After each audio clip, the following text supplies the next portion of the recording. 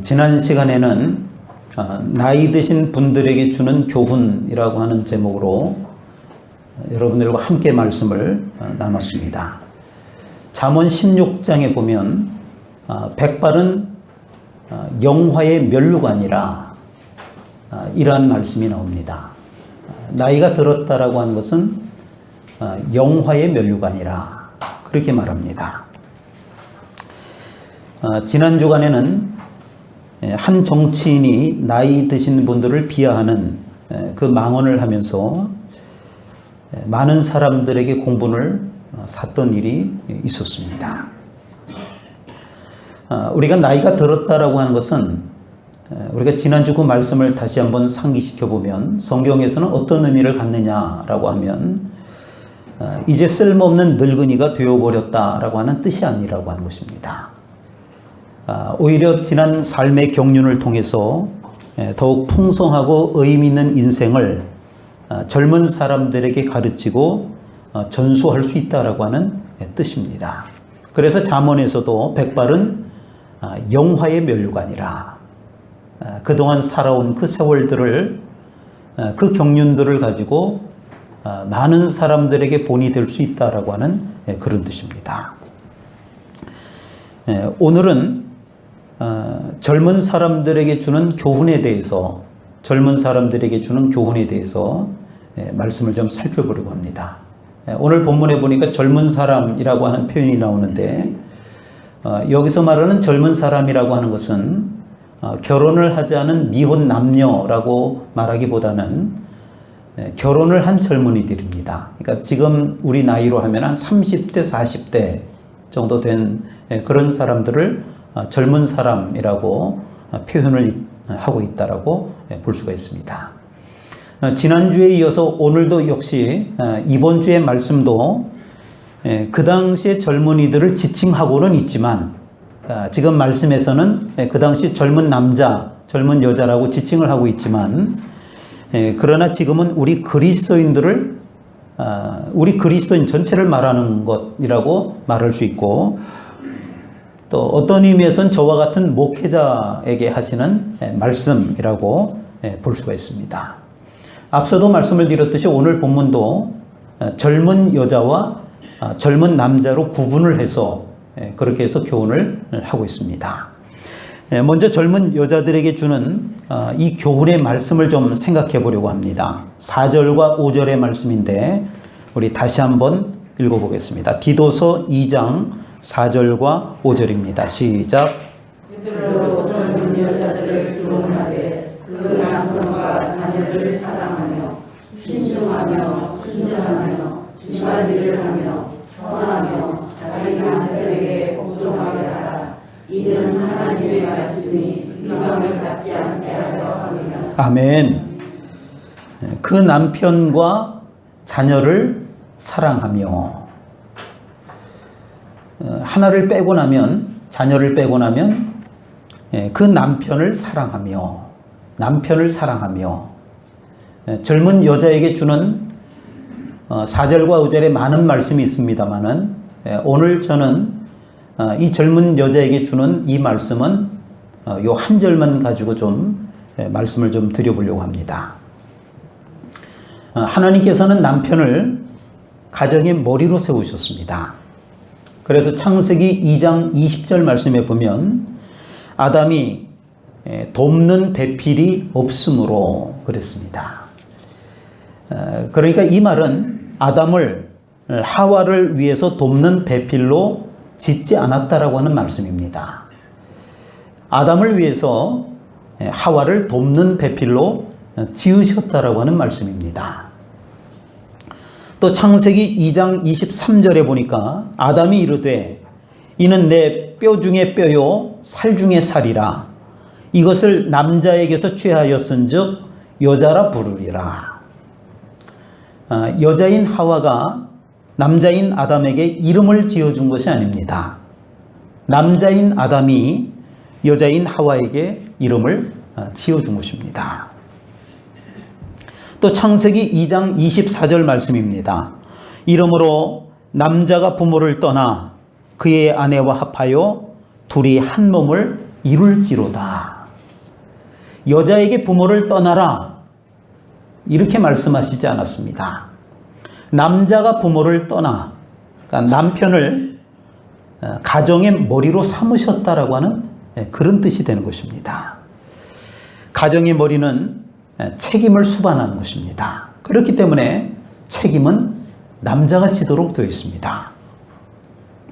선악과를 따먹은 것은 여자였습니다. 그런데 그 책임은 남자에게서 물으셨습니다. 가정에서 질서의 우선순위는 남편이라고 하는 뜻입니다. 요즘은 이런 질서가 많이 무너져 있는 그런 세상 속에서 우리가 살고 있습니다. 아주 오래전에 유행했던 유머가 있습니다.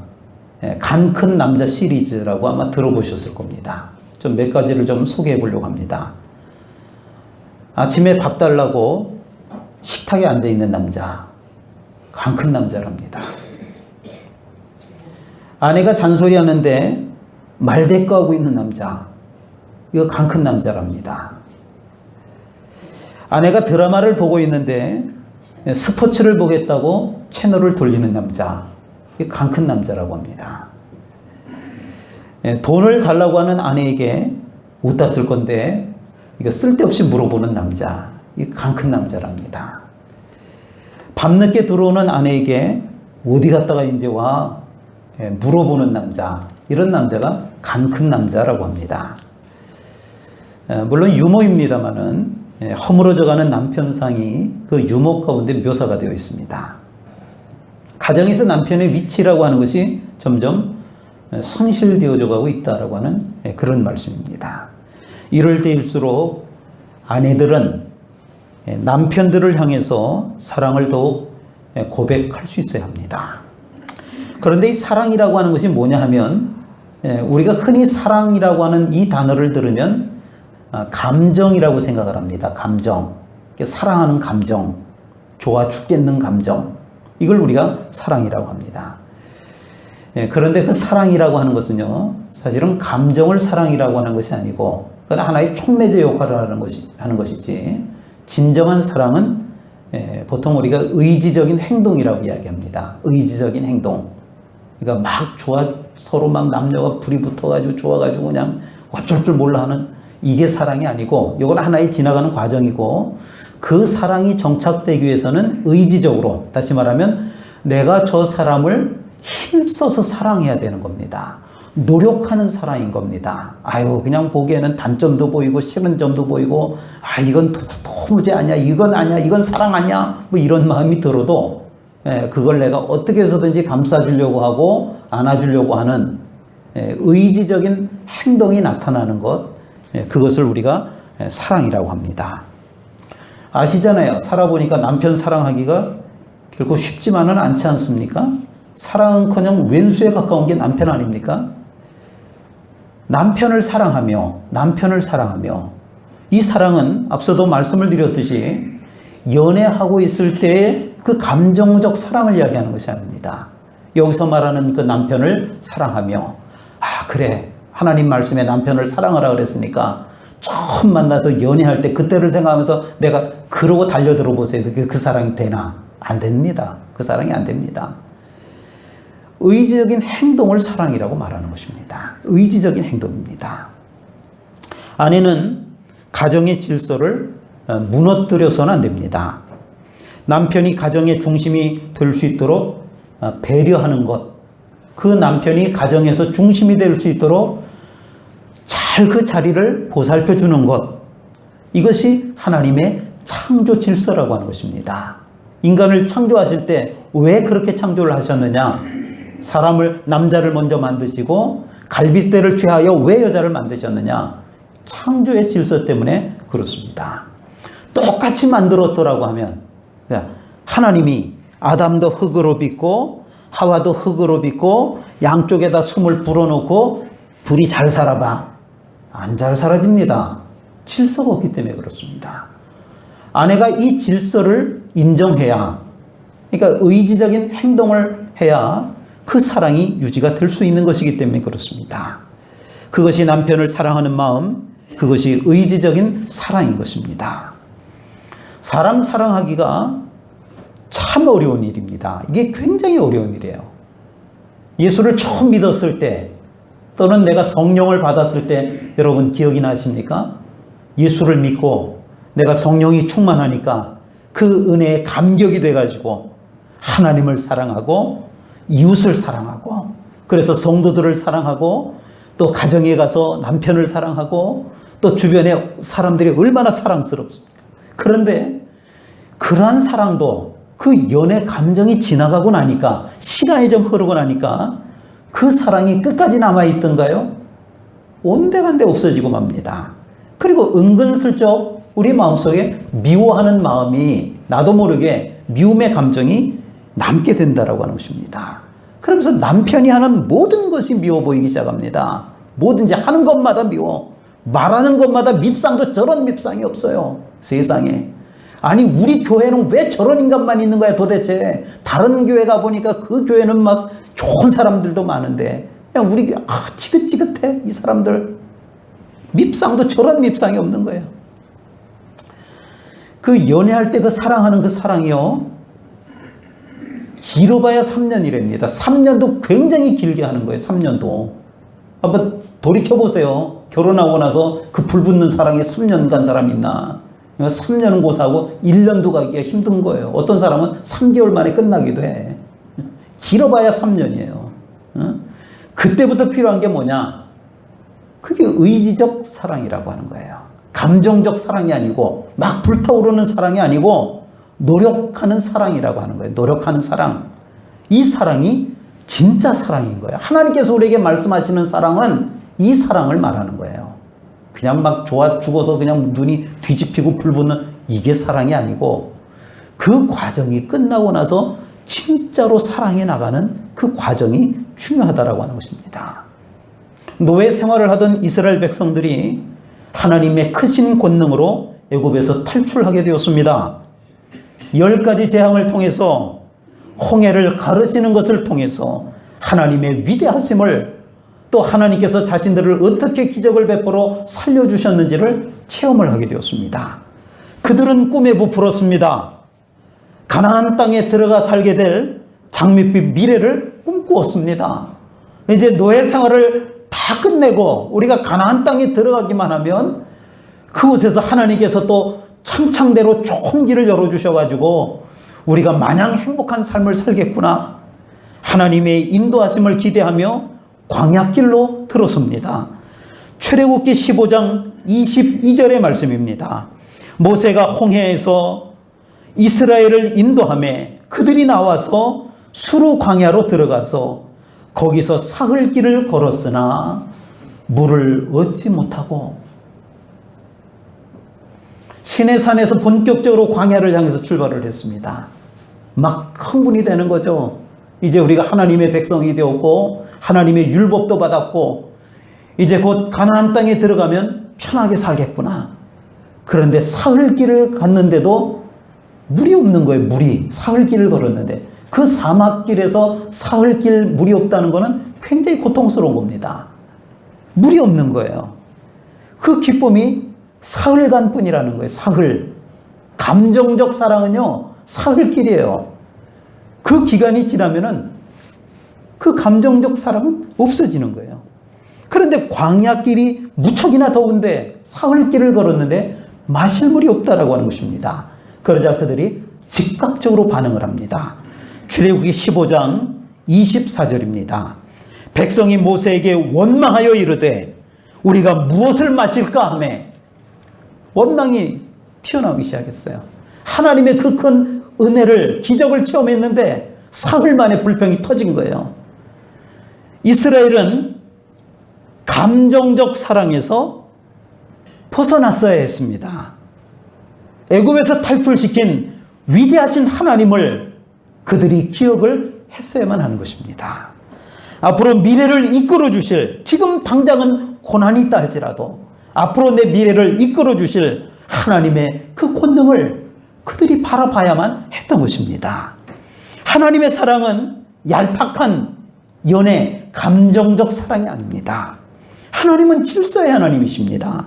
하나님의 사랑은 깊은 사랑이라고 하는 뜻입니다. 처음에는 하나님을 사랑하고 이웃을 사랑하게 되었지만 사흘 길을 가다 보면 모든 것이 내 마음 같지 않다라고 하는 것을 알게 된다라고 하는 것입니다. 그럴 때 분노가 생기는 거예요. 그리고 못마땅해 보이는 거예요.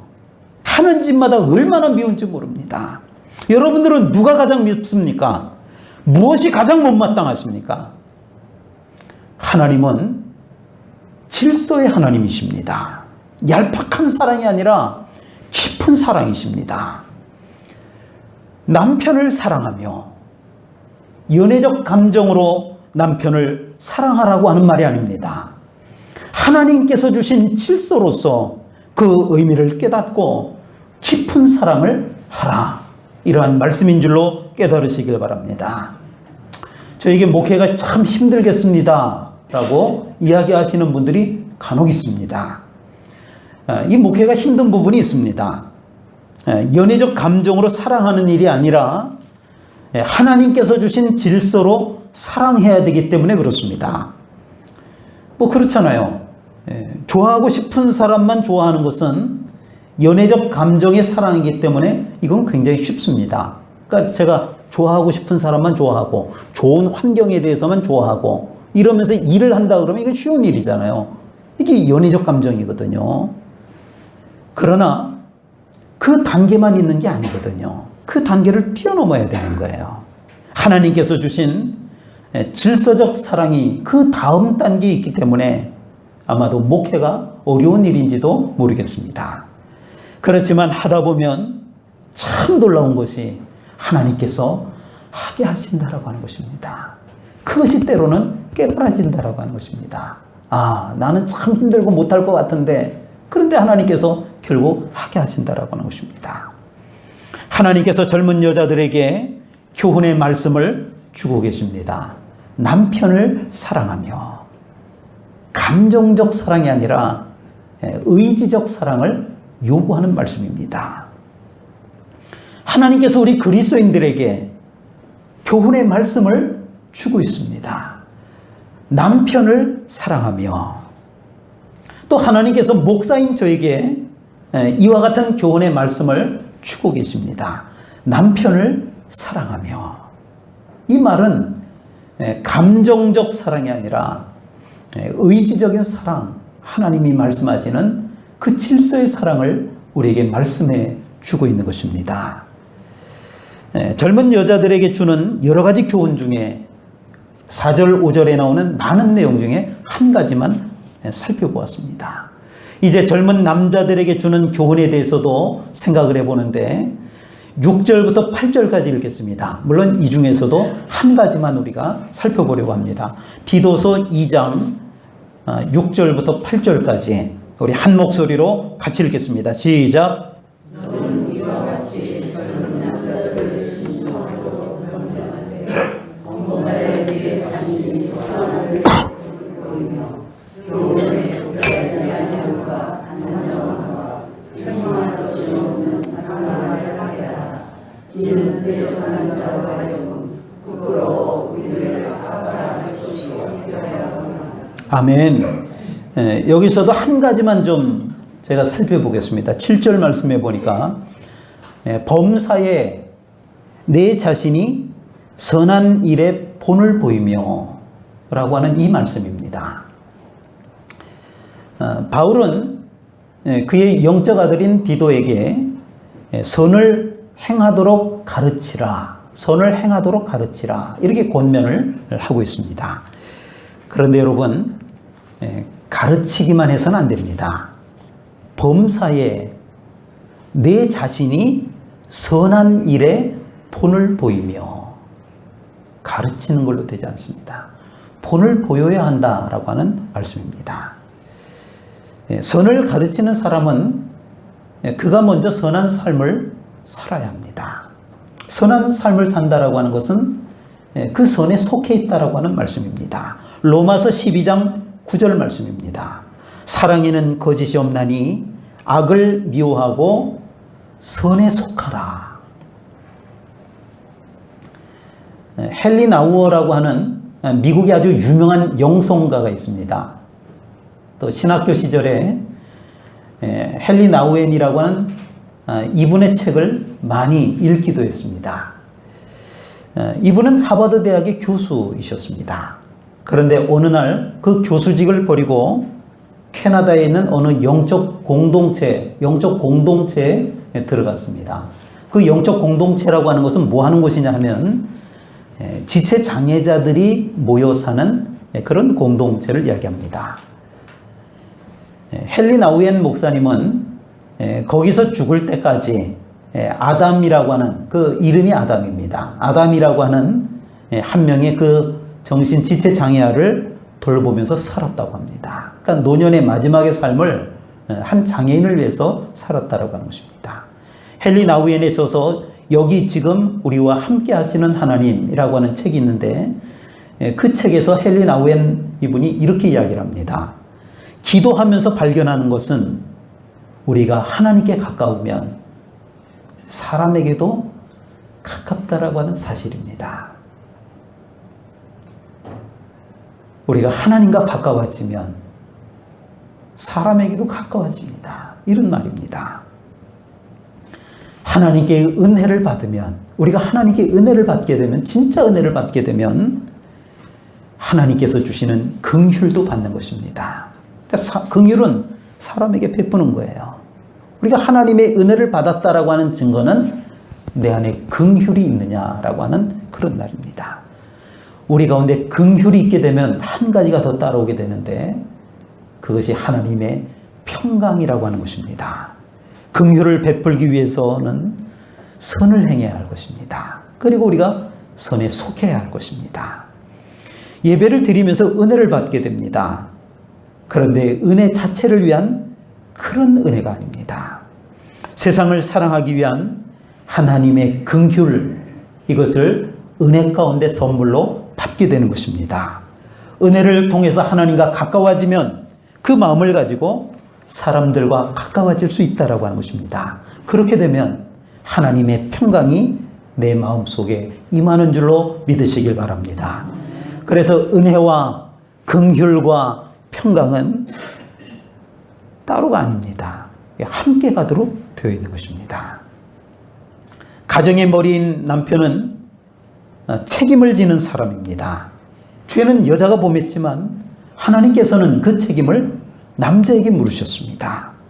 가정 안에서도 남편과 아버지의 위치는 책임을 지는 자리입니다. 남자가 바르게 서 있는 가정은 결코 무너지지 않습니다. 바르게 서 있는 아버지를 보면서 삐뚤어지는 자녀는 없습니다. 그래서 남편을 사랑하며 의지적인 사랑을 통해서 이 질서를 여러분들이 잘 지키시면 그 가정이 온전히 설 수 있다라고 하는 말입니다. 요즘 교회들이 하는 말이 있습니다. 교회들이 세상을 향해서 뭐라 그러느냐면 세상이 우리 교회들을 핍박한다라고 하는 겁니다. 그러면서 성경에 보니까 말세가 되면 교회를 핍박한다라고 하는데 요즘 세상이 핍박을 받는 거 보니까 말세인 것 같습니다. 그렇게 표현을 하시는 분들이 있습니다. 아닙니다. 여러분, 범사에 내 자신이 선한 일에 본을 보이며 이것을 못했기 때문입니다.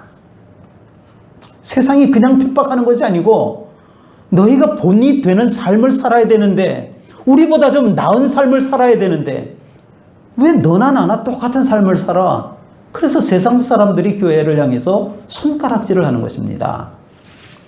세상으로부터 손가락질을 당하게 되면 빨리 점검을 해보아야 합니다. 내가 과연 선한 일에 본을 보이고 있는가? 선한 일에 본을 보인다라고 하는 것이 긍휼을 베푸는 것입니다. 긍휼을 베풀고 있지 못하다라고 하면 또 한 가지를 점검해 보아야 합니다. 내가 과연 하나님의 은혜를 받고 있는가? 그래서 은혜와 긍휼과 평강은 함께 가도록 되어 있는 줄로 믿으시길 바랍니다. 간혹 저의 마음속에 평강이 없을 때가 있습니다. 그럴 때 제가 점검하는 것이 있습니다. 내가 과연 선한 일에 본을 보이고 있는가? 제 자신이 부끄러워지기도 합니다. 왜냐하면 그러지 못한 이유가 하나님으로부터 은혜를 받고 있지 못하다라고 하는 것을 제가 알게 되기 때문인 것입니다.